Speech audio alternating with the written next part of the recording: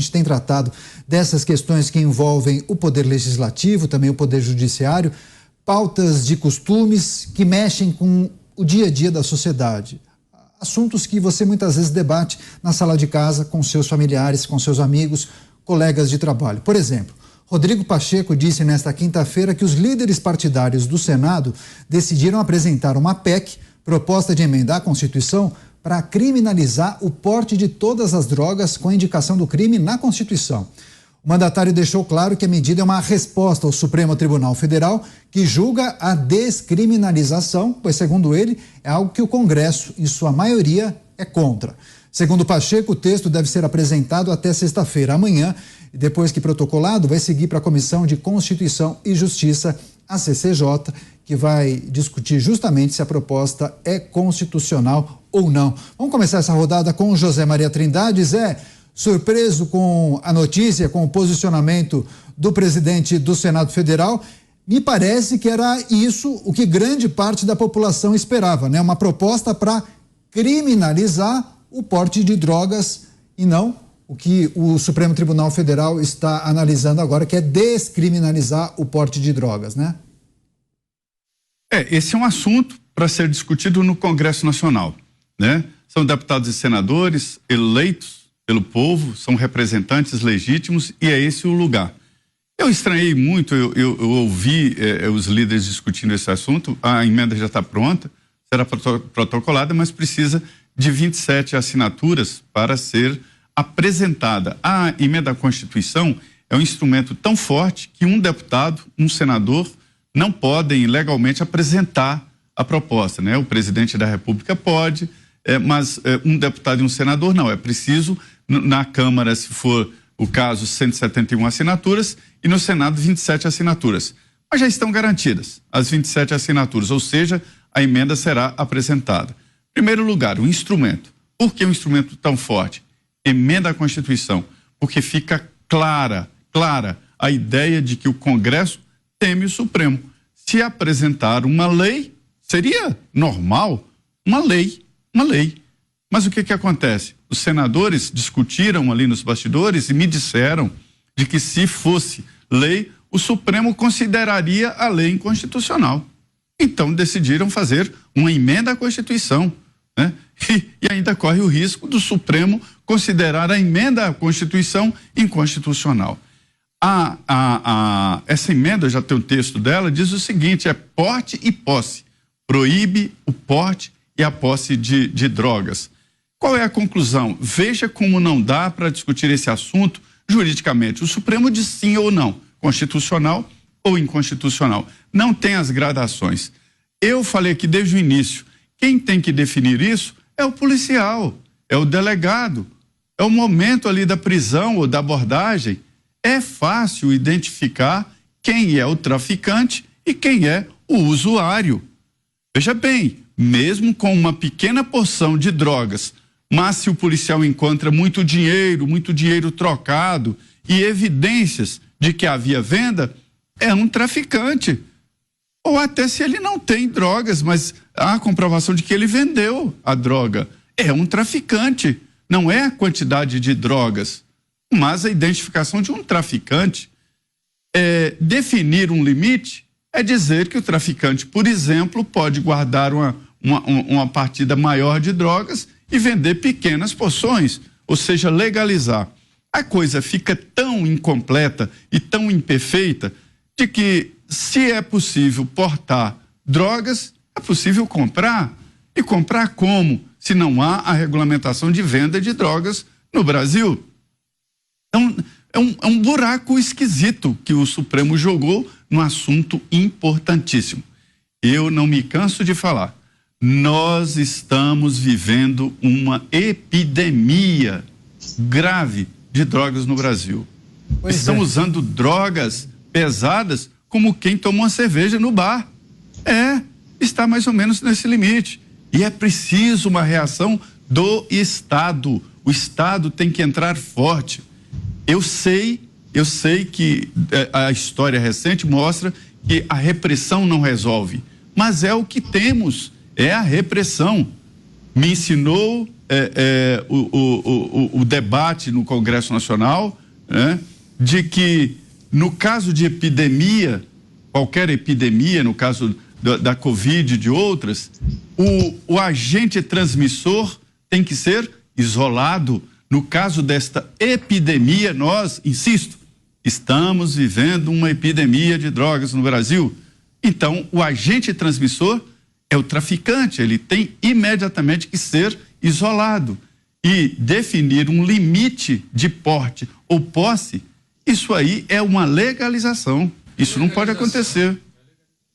Pois é, Dantas pediu a palavra. Quer emendar daí, Dantas? Vou emendar aqui, porque o Zé tocou num ponto que é fundamental. Essa discussão é uma discussão cínica, né? Esse debate é um debate cínico. A premissa dele é falsa. Você não pode criar... Você tem um crime que ele começa, ele tem uma origem e ele gera um consumidor final. Não tem como você legalizar a ponta e isso aqui e a origem continuar ilegal. Assim, ou você legaliza o processo inteiro e aí libera geral, o que será catastrófico, ou é impossível você sair dessa equação. Você tem que reforçar, sim, os mecanismos de controle, de fiscalização. Aliás, eu acho incrível, o pessoal já está comparando, eu vi aí nas redes sociais, inclusive já a reação, né, do pessoal aí da esquerda, a reação a essa PEC aí apresentada, impulsionada pelo Pacheco, e é muito curioso, porque eles comparam. Então vai proibir o álcool também, vai proibir o não sei o quê. Eu falo assim, cara, você tá discutindo a legalização de um consumo sem nenhum tipo de restrição. Hoje você, para fumar um cigarro, você tem que ter um lugar específico para fumar. Hoje você beber, você não pode pegar no volante, porque você tem a sua carteira suspensa, toma uma multa de R$3.000. Existem parâmetros que foram construídos para você ter ali, né, o acesso ao álcool, mas com campanhas muito fortes, né, de moderação do consumo, enfim. E é uma droga lícita. É uma droga, só que é lícita, né? É uma droga lícita. Há um arcabouço jurídico que permite a comercialização do álcool e do cigarro, do tabaco.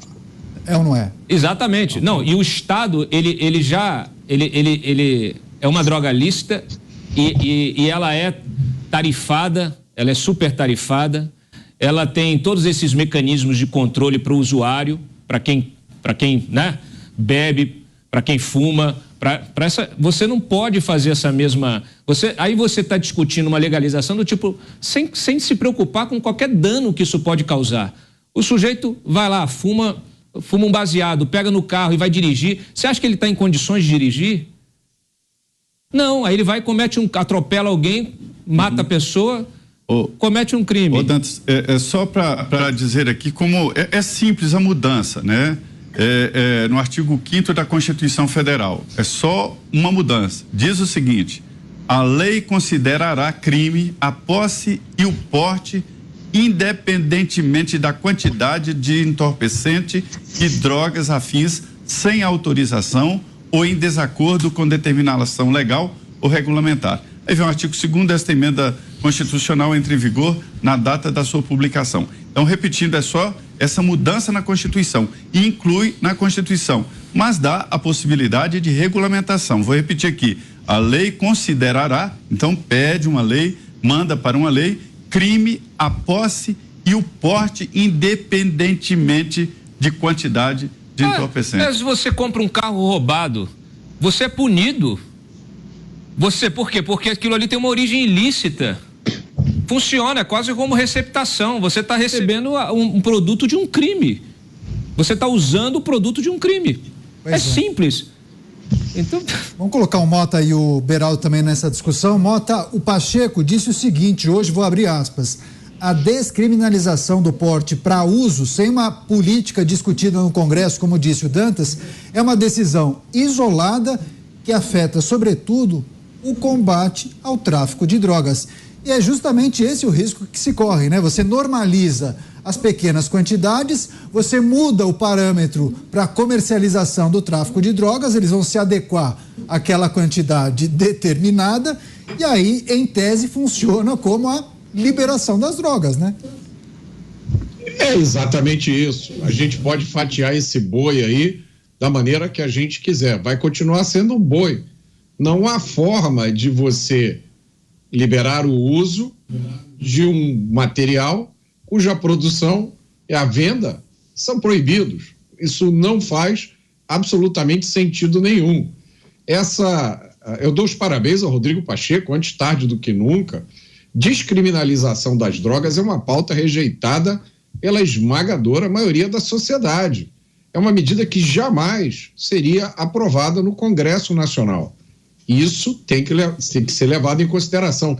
A droga, ela tem duas características principais. A primeira é que ela gera um grande prazer em quem usa.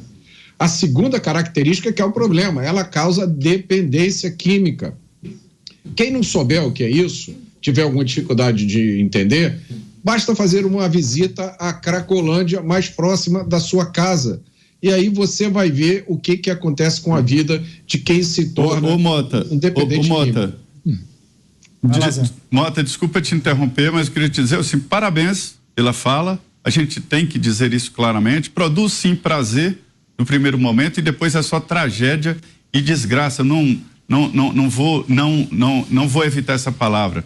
É prazer, ninguém é viciado com pedrada na cabeça, é prazer, mas não experimentem, a possibilidade de derrubar sua vida é muito alta, sim. Desculpa, Mota. Não, é isso aí, é isso aí. Isso aí, prestação de serviço também. Beraldo, também queremos ouvi-lo a respeito dessa discussão, Senado, informando que vai apresentar, inclusive amanhã, sexta-feira, esse texto da PEC para criminalizar porte de drogas, independentemente de quantidade.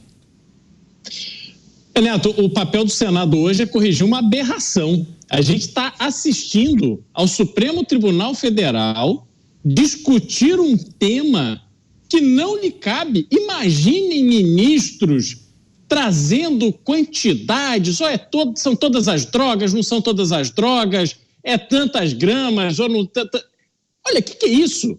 Primeiro ponto, falou-se tanto em ciência em razão da pandemia, agora está se tratando de um assunto tão grave, que tem tantos efeitos na sociedade brasileira, aí os togados é que vão discutir quantidade? Não! A ciência está aí para mostrar o que a droga faz de mal com os usuários. Não é possível que não se enxergue que o consumo é o que alimenta todo um sistema que oprime a sociedade brasileira. A violência com que nós estamos convivendo hoje no Brasil é tão grande, tão absurda, e vem do tráfico de drogas. As pessoas estão roubando para comer, as pessoas estão roubando para comprar drogas. Essa é a realidade que a gente vive. Como é que pode o Supremo Tribunal Federal simplesmente achar que agora ele vai decidir quantas gramas disso ou daquilo que o sujeito pode andar de substância ilegal? Não pode. E aí tem um outro fator que eu acho que cabe ao Senado discutir. A gente já vive numa sociedade em que o consumidor está aí, livre, leve, solto. A gente anda pelas ruas de São Paulo vendo, eu já citei isso aqui antes, vou repetir, vendo motoboys, entregadores de comida, fumando maconha nos pontos ali onde param as suas motos. É um cheiro insuportável de maconha. As pessoas podem constatar isso em qualquer lugar da cidade. O que as autoridades estão fazendo hoje? Absolutamente nada. Isto tem que ser reprimido de forma exemplar. Nós não podemos, como disse o Dantas, ter um sujeito fumando maconha à luz do dia e, de repente, ele entra na sua moto e sai feito doido, colocando em risco a vida de todos aqueles que não têm nada a ver com esta prática do sujeito. É um absurdo que está acontecendo. Então, que o Senado também volte a reforçar o papel da polícia nesta repressão, porque não dá para pegar a pessoa que está ali consumindo droga, levar para a delegacia, a pessoa vai embora, se vai em frente ao juiz ali para uma audiência de custódia, também vai embora e fica por isso mesmo. Há um desestímulo completo ao combate às drogas. Ô Beraldo, você falou justamente da quantidade aí que pode ser liberada para o porte. Eu vi discussão no Supremo já se falando de 100 gramas. Liberar 100 gramas de maconha é para ser considerado porte. Olha, daí entre 100 e 200 cigarros. Se isso é para consumo próprio, eu não sei. Fica parecendo que, na verdade, o que se quer é legalizar geral, sem dizer que está legalizando. É legalizar o tráfico sem dizer que está legalizando. Na prática seria isso. Na prática seria isso aí. Na prática é isso. Imagina, eu tô com 100 gramas. Ah, não, é para consumo próprio. Vem enfiar 100 cigarros na boca, eu vou fumar. O sujeito até... Entendeu? Então, assim, gente, desculpa, é uma discussão cínica. Esse é o termo, não tem outro termo para esse debate. É uma discussão... se pode portar e onde comprar, né? É uma discussão cínica e ela é perigosa. Ela é perigosa. Por quê? Porque nós estamos vendo também decisões judiciais anulando prisão de traficante e liberando carga de tonelada de cocaína que está, né? A gente até falou aqui um dia desse aí atrás, mês passado, tinha lá, não sei quanto, quase meia tonelada, 700 quilos de cocaína dentro de mangas que foram apreendidas no hangar, porque a polícia suspeitou dos caras que estavam chegando ali, fizeram a batida e depois esse negócio foi liberado, quer dizer, as pessoas foram, o criminoso foi liberado. Não é possível. O que está acontecendo, a gente está vendo isso, é uma normalização do crime. É uma normalização do crime. É uma normalização do tráfico de drogas, daqui a pouco vão normalizar tráfico de arma, é uma normalização do crime organizado para se legalizar. A tese que se defende é essa tese de para acabar com o tráfico, vamos legalizar. Não vai acabar. A experiência internacional, e aí a gente precisa estudar para poder debater, né? Porque assim, no Uruguai, por exemplo, o mercado ilegal permanece, apesar da legalização. Como, Cláudio? Porque não tem impostos, porque a legalização... Claro. E a legalização, ela considerou uma taxa do THC, lá do princípio ativo, uma taxa moderada, né? Justamente para ter uma o cara quer um cigarro de maconha turbinado, é isso, né? E aí eles vendem o turbinado, eles vendem o turbinado. Então, não acabou, ao contrário, expandiu o crime, né? Consumo, né? O mercado ilegal expandiu. O consumo expandiu, o consumo aumentou muito. Você vai para Portugal, a experiência de Portugal, ela é uma experiência pedagógica em relação à questão do impacto na saúde pública. As pessoas estão subiu a taxa de overdose. E isso vai impactar na saúde pública, como se a nossa saúde pública já não fosse tão impactada com tantos outros problemas sociais que temos. Não, só para lembrar, o cigarro eletrônico, se não me falha a memória, é proibido no Brasil, né? Porque, obviamente, cigarro eletrônico traz uma série de consequências nefastas. É proibido vender, nesse caso é proibido vender.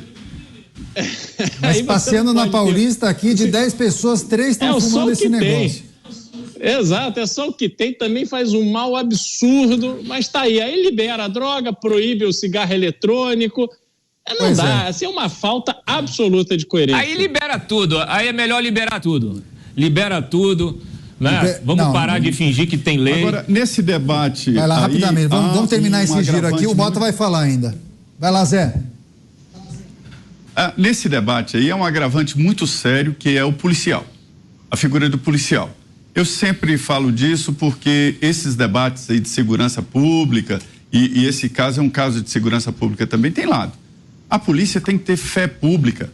Se existem alguns policiais, e são poucos, né? Existem sim policiais que não honram a categoria, esses devem ser punidos. Mas a gente deve levar em consideração que o policial tem fé pública e que o policial é honesto e está ali para defender o Estado e a sociedade. O policial é que tem que ter essa sensibilidade, a liberdade de enquadrar entre traficante e o usuário. Lembrando aqui que o usuário não fica livre, não. Ele responde por um termo circunstanciado, enfim.